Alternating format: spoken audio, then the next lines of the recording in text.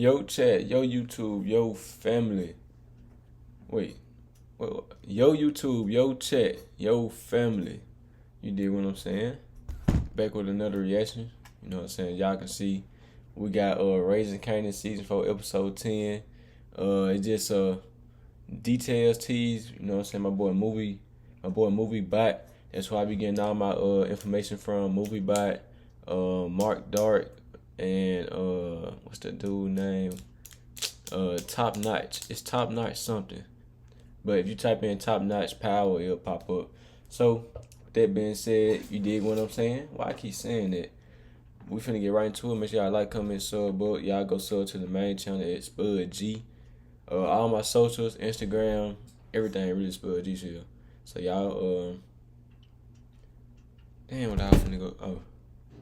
So yeah, y'all make sure y'all go ahead and do that. I'm finna get right into it. Had to check something right quick. You raised Roller. You wrote the blueprint for his moves, man. Bro, if y'all don't watch Power yet still, bro, like, I don't know what to tell y'all, bro. I ain't gonna lie, bro. Power is like one of the best shows. Is the best show out, in my opinion. Like, this is my favorite show of all time, you did.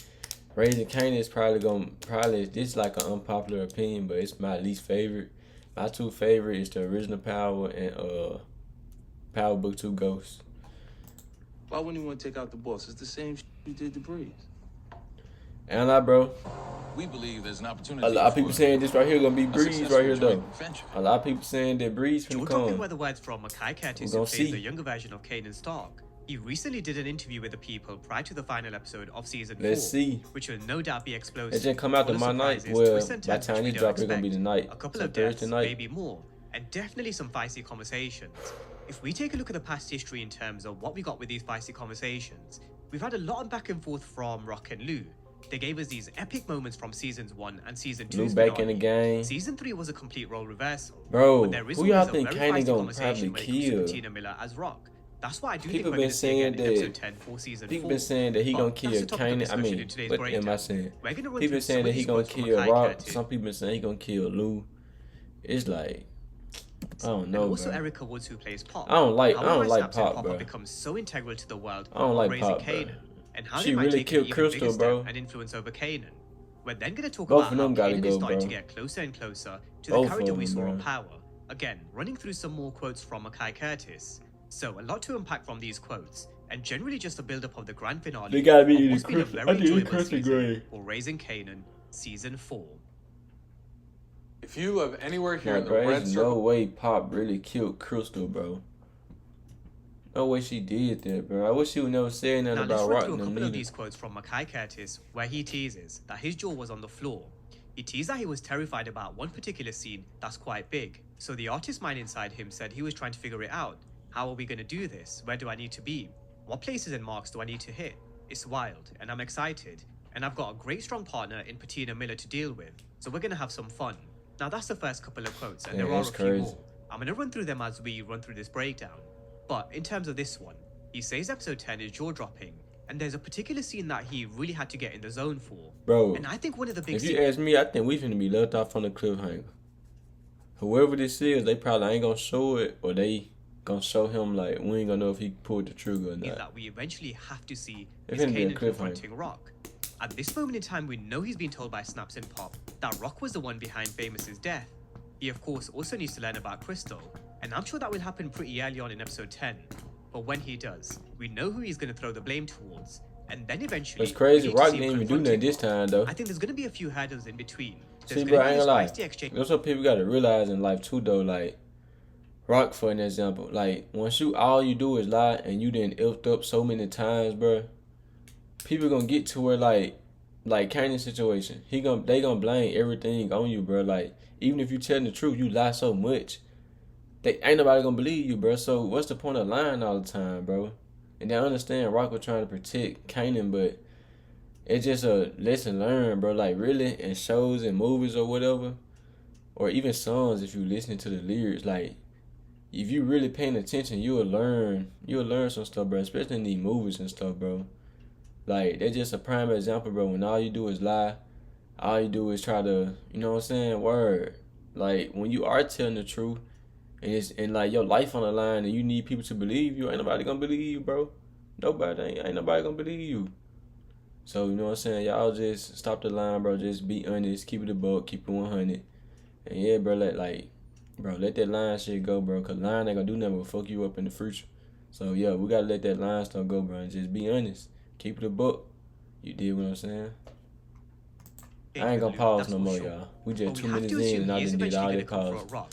And again, based on history from the last couple of season finales of Raising Kanan, I am fully expecting to see and hear a very intense conversation between two characters, whether it's between Rock and Kanan. I do think Mackay Curtis has teased that it could potentially be. I think it definitely needs to happen. I think Kanan's theory that started from episode 407 through Snaps and Pops' manipulation around the situation around Fame and also Crystal. He's going to want to have this talk and also maybe get revenge. It definitely does complicate things because this is also his mother, but also because she wasn't the one. I really think Rock was paying them cops, like, you know, to take the Howard, and you know, he got. Whenever she tries to warn Kanan, he turns it back on. So like, she needs somebody else to let her know something, or like, I don't know, she's just paying her debt or something. Which, to be honest, is actually partly her fault. That's crazy, though. I killed Breeze because he got in the way of my future. Now, the other explosive scene that could potentially be is Breeze. Emphasis on potentially. You guys know I don't talk about this character much. I think Breeze coming, bro. I feel like this is the perfect time to bring Breeze. Him not show up. You know, keep speaking about a character over a year, and I think he coming, chat. We've seen what's happened before, I said chat like on stream. I can't wait to start streaming though, bro. When he arrives on the screen, he arrives. Until then, focus on start streaming the current chessboard, characters, plot points, and when he does eventually arrive, great, we can then start talking about him. We can talk about his influence, where he fits, his relationship with Kanan, how did the Thomases react, and all that other stuff. In terms of introducing Breeze, Sasha Penn doesn't name drop him specifically, but he did recently do an interview on stage where he did say that he is aware of the characters the Power fans do want to see. Again, we've been waiting on Breeze for 4 seasons, cuz. But I'm pretty sure Sasha Penn is well aware of the character Power fans want to see. In my personal opinion, introducing Breeze right now in episode 10 would genuinely cement season 4 as one of the best. It'll be perfect. Really I don't know about that. Probably, I don't know. I don't know, bro. But again, I'm not gonna get it's just a little slow for me. It's realistic though. It's just a little slow though. Until he is introduced, or until we get another scene or a clue which suggests this character may potentially be Breeze. But in all honesty, some of you guys are probably thinking the same as me. Maybe not all, but some. You're probably just sick and tired of hearing Breeze. Just let the story unfold. Saying B-Riller is Breeze or that person or this person is Breeze, it does kind of get tiresome. When he arrives, we definitely know he's here, that's for sure.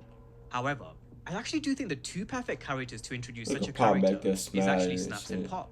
And that's why I feel like it might genuinely be the right timing. With that being said, let's move on to some quotes from Erica Woods, who actually plays Pop. Now, this is what Erica Woods had to say on the influence and the role of her character Pop. Pop is really starting to step up and reveal herself to the fans, and I just really think you're going to see a big evolution of Pop from season 3 to 4. People are always saying Snaps and Pop. I think you're going to be hearing a lot more of Pop, and I think it's going to be a lot more of the woman and where they're going through and their war. So, very interesting quote from Erica Woods, who plays Pop. We know Snaps and Pop come as a bit of a duo, not just in Raising Kanan, but also in real life.